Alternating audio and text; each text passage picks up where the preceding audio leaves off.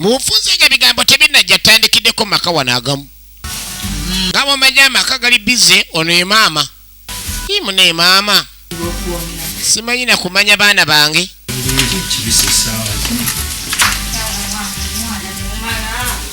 Kali kumbe maama agenda okulengera omwana azini. Ono omwana empale kwegamba yatandise kuzifuula muganyulo. Kali mama ngatani kubulira omwana afuna omusajja munanga akuliridde. Kuba munengeri gyambala empale zino. Zinzo muletera emirerende mama bakimanyini omwana obwala bwatandika okuba munaye nga afanana ku bwatu. Abasajja ebiseera ebisinga amaaso gababeera mu ngalo. Mune jaji atulekawo. Ne dadi n'atuleka singa dadi naawe yali akwagala teyandigeze maaso nakulekawo omwana wange gwa ngamba ebyo. Kanada amugamba ekeri agenda okufumbirwa omwana ow'obuwala ono. Amugamu ne maama wandinde si.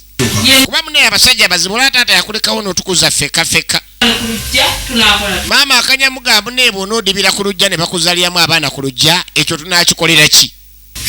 Maka ge tutandikidde maama bano boolira basingo maatha yeekuliza abaana naye ng'ono omwana alaba akuliridde era amugamba alina okufuna omusajja alekeni munnange yeetetenkanya ekyali ntandikwa era tugenda mu maaso sagalo gisobwe ate nate mu bufunze ng'ebigambo bizze bitono etandika butandisi maama munnange ekyo ekintu si kyangu nze saagalagira kaloba kyekikulumya omutwe kwekwata otuzaanywe no teweesimba fukamirako no wansi ye maama ng'empisa zongera kusiwuuka kaakati omu ku baana ewaka ga maama naawe oyitiridde omwana oyagala akulu kimaama omwana akyali muto naye nga omanya abazadde bagamba eriso ly'omukulu ewaddugala weewalaba yalaba omwana ono engeri gy'ayambalamu mulimu omuntu ayambala mu butuufu ng'olaba asaana kubeera ng'ate ebintu ebyo alina engeri gy'abikwatamu ng'abikwata mu ngeri ndala bw'aba mwana wa buwala bw'atandika okwambala kitegeeza aba anoonya era maama yalabanga mutuufu akuliridde alina ogenda maaso lekendi afumbirwa ekyali ntandikwa okuva mu Maluti Films International bannaffe okubeera ng'era bakutuusako entandikwa akyali joli wande badde oyangwa bwangu tutandika butandisi n'ekitundu ekisooka sagalo kisobwe ate nate Maluti Films International bannaffe okubeera abakutuusaako saagala osube mutumba Isaac Bini Maluti mwana mulenzi oyo mwene era etandika ate nga Madikinzela Princesia mwana muwala ku screen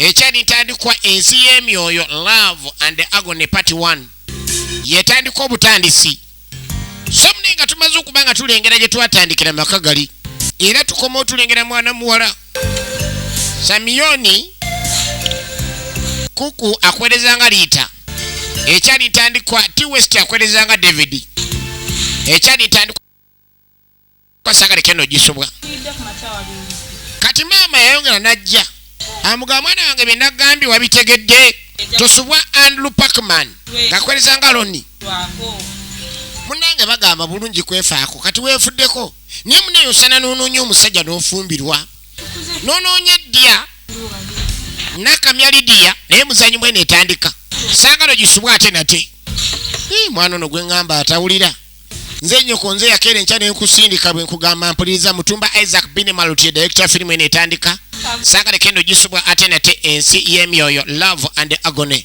ekutusiddwako Video Kings Entertainment Center Philip mwana w'abandi yakikwata mu ngera bulijjo saagalo gisubwa ate nate kati mulimu omuzadde mbutuufu ye nga mbutuufu ensonga yagiremerako maama ayongera okutegeeza omwana okuliridde wenna osaana omusajja akutwala ova ewaka saagala mwana wange onswaza abaana ab'obuwala bazaalidde waka abaana nga bamanyi na bannannyinibo wandinyambye noleka nti okola ki onoonya omusajja ofumbirwe nga bukyali oba ofuna kiryankusa kuba kiryankusa anoonya maama nze kiryankusa nedda kale ekiba kyekikuluma ngenda kunoonya omusajja mu ngeri yonna naye nga mwana maata neetegeka si kirungi kubeera ng'okaka mwana okugenda mu bufumbo nga teyeetegese ekyali tandikwa nage mwana munono bamuyitaani bamuyita mwana muwala Madikinzela Princesia original names kati mwana ono yakwata kubo n'abaako ne wajja mwana mala kwerezanga Sarafina kati Sarafina ono yalina omuvubuka eyamulemeranga kuba muyita loni. Mwana weeriri mwana. Ekyali ntandikwa. Kati loni yalumba mwana muwala. Omanyi okukwana omuntu naye nga si byaliko. Naddala alina amagezi musiru gwe. Buli weezija naye wogenda maaso n'okujja. Ono kyali wange. Mulya gasiya nnyoko. Mulye kyaliwo. Avumbira ddala. Naawe mukwano. Sarafina munnange. Wano n'omu butaba n'amagezi naye amagezi go agatwala. Naddala musajja ggulu akyogenda maaso nakubeera ng'onvaako. Nkuwe ssente mmekola bikenti onviirako ddala onoonya abawala abalala kubanze sikwagala. Naddala mukwano naawe kirabe. Ngaba wena w'otunula n'amaaso ag'endege. Okimanyi gwe mwana gwe njagala obulamu bwange kisirwalira kwani? Kimanyiira. Omuwala kuba oluyi nga mukambwe bw'atyo ng'era ogamba amusimanyi mbu mwagala naye avudde eri atendedde kyaliwe mbu nina ddeemu yatendedde kabirigi nti baagala ne mwana muwala genda onoonya abalaba omanyira nze toddanga mbu okumanyiira. Eri maama amugamba akufumbirwa. Kyokka eno abasajja bagezaako mugenda maaso n'okubeera nga bamulabamu mu nsonga zino.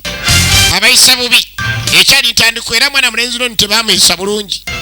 Ekyali ntandikwa bamuyita Andrew Pakaman original names. Sagala kendi osubwa busubwa. Olaba kye nagambye kyali wange. Wangambye omuwala mwagalana. Omwana nakutuuka n'okukuba oluyiri badde ki naawe bwetuffe bwe tubeera. Badde ki naawe. Nabwana igwe. Tugenda maaso ekyali ntandikwa sagala kendi osubwa ate nete. Ozeeyo neesomerako omudemu akwagala kumbe demu akupinga bupinzi.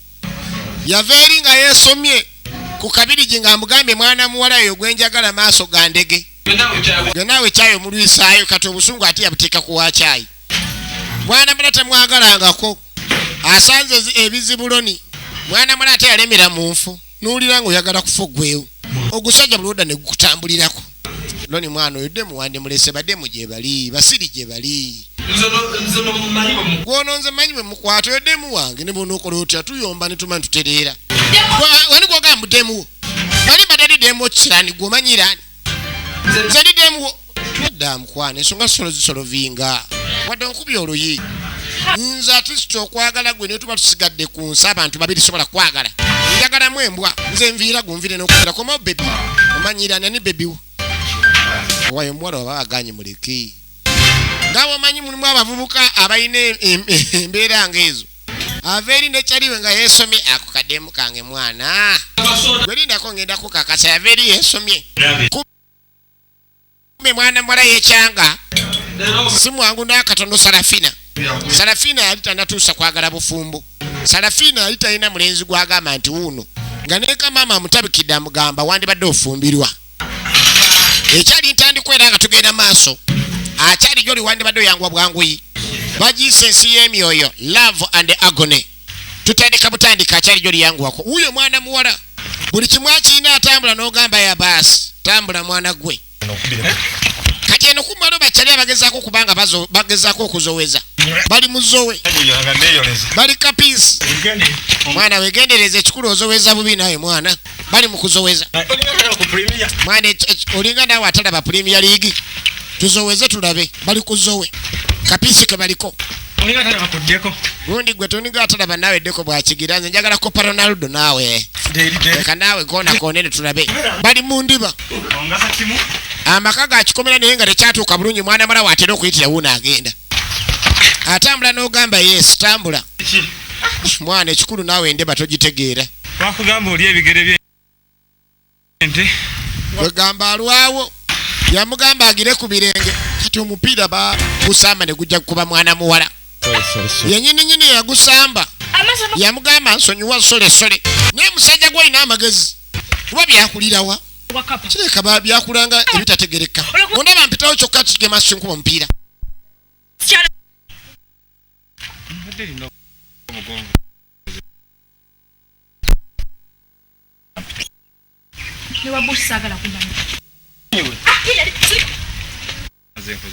Embiranye yajja mutaka yeetonda.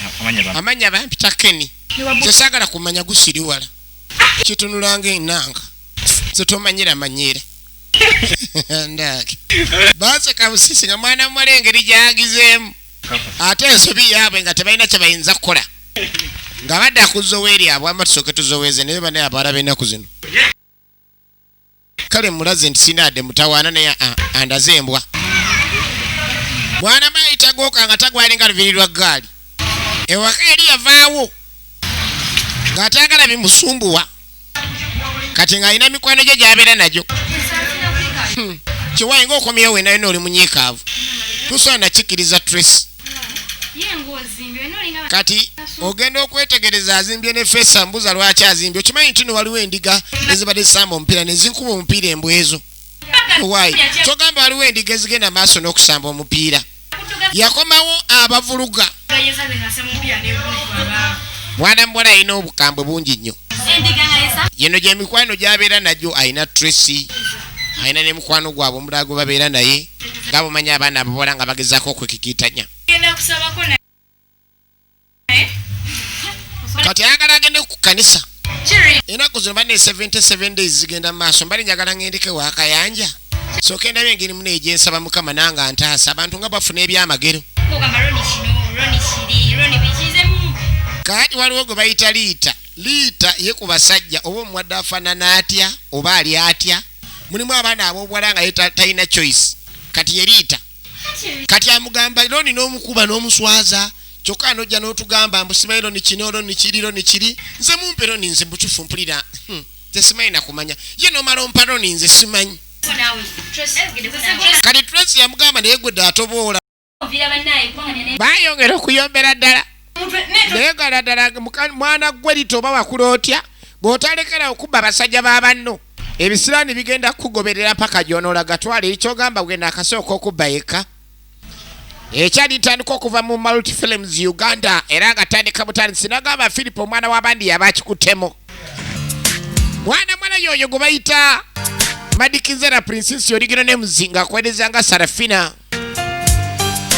kati nga bw'omanyi yali ayinako waali nga ayagala kubeera nga yeeyongerayo tuba tuli awo nga waliwo entambula egyesembera yali teri ku misinde gya yiriyiri kati ndogenda okulengera mutaka n'ayimirira kandi mutaka mu kuyimirira asaba mwana muwala okumutwalako ku bulungi bw'oliko nyinza okuleka ku kubo bwonna ogenza olaba nga nze gwalina otwala oba ogenza olaba nga ze sirina byakola wabula mumanyira abasajja ye ovuddewo gy'otandika okumanyira abaana bobuwala beekaza kalisawo mutaka teyagaana kubeera ng'alemerako kyeyakola n'alemerako mwana mala yenyiziiza bemanyi benyiziira mutaka nazze emmotoka emabega naye musajja gw'obadde ki tolina byakola tosobola afuna abantu balaba oyiga kumanyiira oyinera kumanyiira nze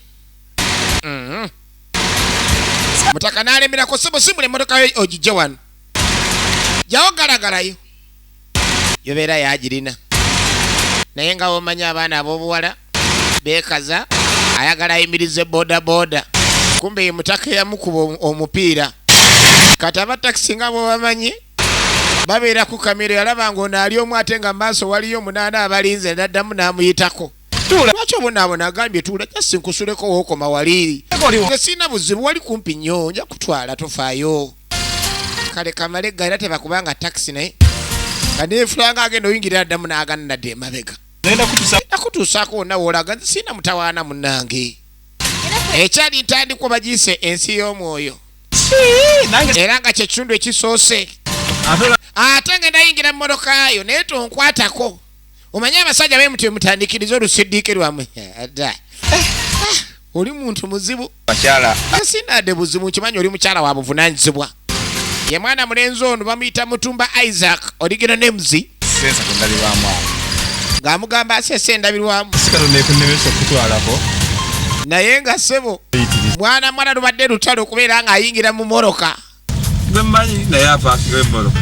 kati mutaka ng'atandika okuleeta obuboozibuuzi balina engeri gye bamuvuunika ne bamwambusa ne bamukkiriza nze gwe vuga eri anti waga ogenda kuntwala ate ntwala bw'otantuusa ojja kinyonyoka ekibisa omulamba ebigere mumanyira abantu abaana ab'obuwala gye balinga balina entuula naye nga takigenderedde wabula nga bw'omanyi obutonde buno yali aleeta omukono gwagenda ku gundi ku ntereeza ya mmotoka naye ng'omukono gubadde gwe gulina egwolekedde tukyagenda maaso era nga tandika butandisi akyali gy'olina gambye yanguwa okusinkana Sarafina kati nga mugansa nsokusinkagana Sarafina atandika ebigambo bye biwoomu. Omwami ono ayina ebigambo Keni nga bw'omanyi omusajja ayina bw'aba n'ebigambo omusajja omutuufu oteeka okubeera ng'oli ngwaŋŋuli ng'ate n'ebigambo byesiga si kumala gava eri ng'obwatuka bubwatusinga mmundu oteeka okuba nga oba osuulawo okubawo bomu zokka naye gwe okugamba olwezi okugezolaba nga ndi muyala nnyo kati ayagala mmweyo ne kasente oba mutwaleko ku ddina owulira mwana mwala bw'amuddamu ekituufu kiri nti mbadde njagala ombulire w'obeera oli ku kyalo kuno kw'obeera tusobola okugenda nenkutwala nenkutuusa wonna w'ogenda mutaka yeewadde alaba mwana mwala mubalagavu eno yonna yonna otunula butunuzi okuva ku nkolokolo toyinza sigala kyekimu ne baba bakuwaana era mwana mwala yafulumya busungu efirimu etandika butandisi tudde n'eri mikwano gye loni yalemerako mwana mulenzi loni bamuyita Andrew Packerman kati yajja basangawo Tracy bamubuuza Sarafina omulabyeko Sarafina yali yagaana omuvubuka ono kyokka atonda mulabako nze simanyi na gyali mumulindo oba temulina byakola kuba nze sigendagenda maaso nabagandi yagenze wano oba wano kaakati ng'atandika osuula emboozi ayagala agisuula amakerenda wano yagambye ekyaliiwe buli kimu kigenda kuggwa balemerako tuba tuli awo nga mwana mwala atuuse ate zino enjuki ezizunga zizungira kwani embwa zino bagenyi banageni mbagala anageni njagala abagenyi yatabuka mwana muwala omanyi omuwala okubeera nga yakugaana naye nga topowa kati yeroni kituufu mbagamba mulemerengako naye waliwo eggaali gy'oyimiriramu ng'eggaali yagaana osibula oba olina kutante kati agamba omukwano gwe gumuleese sebo bw'oba onoonya abantu b'okumanyira naggamba noonya bano era mbalemu bilioti fuluma n'ennyumba si ya nyoko si ya kitaawo alega amaviiri amakolemu fuluma ove wano ansiriwalirako kijja kinzungirako ng'enswera ku nanka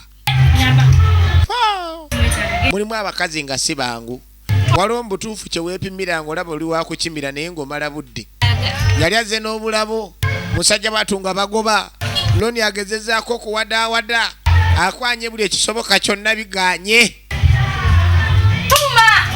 bamugoba ne bamutuma tomukwata nako kazambiyo tomukwatako goonyeeyo fuluma genda fuluma bamwezesako eyo fuluma emanya akasitaani munnaye kasitaani kulabyeko era nfunyemu okukakana muli genda okakanire ku maama wo ze tomanyire kirabe nookirega amaaso genda vana wano kitunula ng'entulege genda ove wano kimanyiraani kumbe waliwo omwana muwala gwe bayita liita bino bwabiraba nga bagoba omuvubuka ng'ono kubanga ye buli musajja ajja ne ddala Sarafina omusajja n'omugoba bw'otyo olinga ataafumbire nagamba omusajja mungabire naye kankubulire gwe tubanga tuli mu bintu byaffe lekerawo tulingiriza buli musajja alina gwamweyagaliza naye oli kiryankusa gwe watwala naye gwe oba waba akigwe naawe obadde yagala bino kegamba ebintu yabisigaza okumanya bwana gye bali nga baakaata ebirawo bye baleeta na Sarafina liita yabisigaza liita talina musajja gwasosola buli musajja amugambako ye abuuka bubuusi naye omanyi abantu abeeyagaliza naye mbwa gweoyitiriza okweyagaliza nze ku musajja owange ne mmala mukwatirako gwe embuzi gwo olima endegera gwe kyabula akutanga omusajja omugjewa kyabula akuta olinga ayiriini wetunulire wena wena otunulanga obukupa wena otegerekeka wena amagulu oyina gakono omanyira abantu gweolina figa nga ze tuyina wena wakulanga penso gasiya buloolo kati kankule kyobola batwagana okwatagana kuba naye era toli wakabi nnyo ezo embeera ez'olega ezikulinga sapatu z'abalalu ojja kumanyira balala kati gweolina tutu gwe togulaani mutima gwa mbogo osiriwala oddangamu gasiya buloolo tugenda maaso mpola bagiyise ensi y'omwoyo oba ensi y'emyoyo kale byonna kyojala kyekiri twagala tugirabe ekitundu kyaffe kino ekisokedde ddala era nga bulijjo nagga ebina Uganda byonna bikutusiddwako binaate Video Kings Uganda Philip omwana w'abandi yaŋŋambye ayagala abazannyi abagala okuzannya kuba ku noti 752 56 noti ojja kubeera nga nate ofuna Philip omwana w'abandi akuyambe gwagala okuyiga okuzannya naawe ayagala okuzannya kati mwana mulenzi ono gwe bayita Ken twamulaba mu kusamba mupiira ne we yali abeera naye ate yali muvubuka bano boolira ab'obuvunaanyizibwa era ng'alina ofiisi mwatuula ali kasimu alina byagezaako okutumya balimbi n'ebyalangi era ng'ebidomola yadde yagambye edda sekulita buli kimu aleke nti akiteeka wansi alikodinge bizinesi maani ebidomola ye kabijja kumala kati ng'ayita sekulitarewe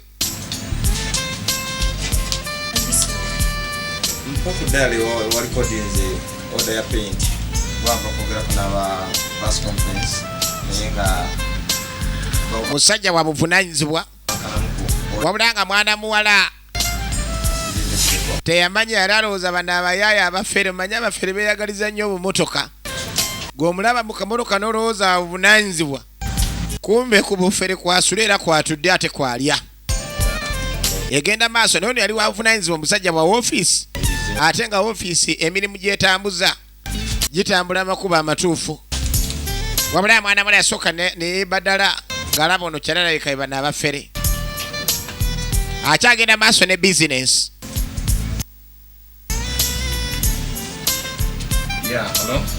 n'agamba gwaleeyo ng'olina ekinauganda kyoyagala kiyisaamu ddoboozi lino okubeera nga tukiteekayo ne kitambula kuba ku noti 7 noti 3 749 naawe ayagala okuzannya era osobola okubako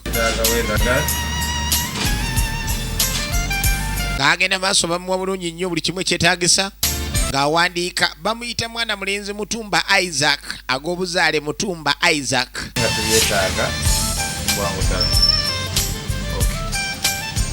ng'amala okukitereeza bulungi nnyo kwe kuyita sekuritale we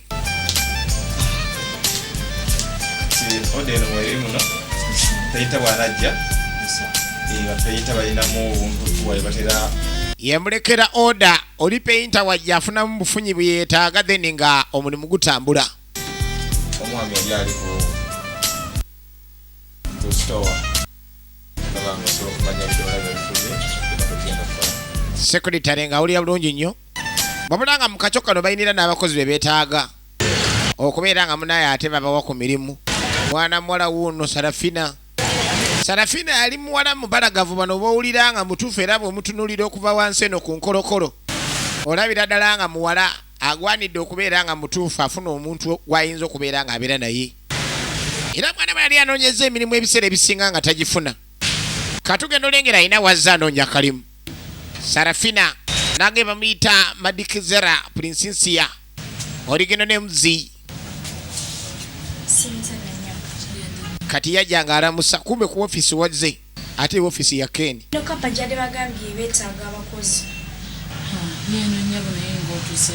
kati yajja obudde ekikeerezi kituufu kampani yadde yeetaaga abakozi maama naye munne obudde ozze bugenze abasinga baadde babayiseyise mudda ne tubagamba bagende nenkwegayiridde nnyabo nyamba namba nange nfune kalimu omanye akalimu kanoonya kaba kalimu lwakuba abamu kasita batuuka ku mirimu ate gufuuka ogulimu gumala kuggwawo n'alyoka amanya nti kalimu kaadi yamunenya okujja obudde nga bugenze naye n'amusasira mwana mala nange nvudde wala zize empadde awadde ndabe nga nfuna akalimu ayagaleke ne afuna akalimu n'amugamba ekyomukisa omulungi mukama waffe waali tuulako wano osobole ogenda ndabika eni njogerako naye osanga ayinza okukyusaamu kati ng'ajja kumbe Ken ye boss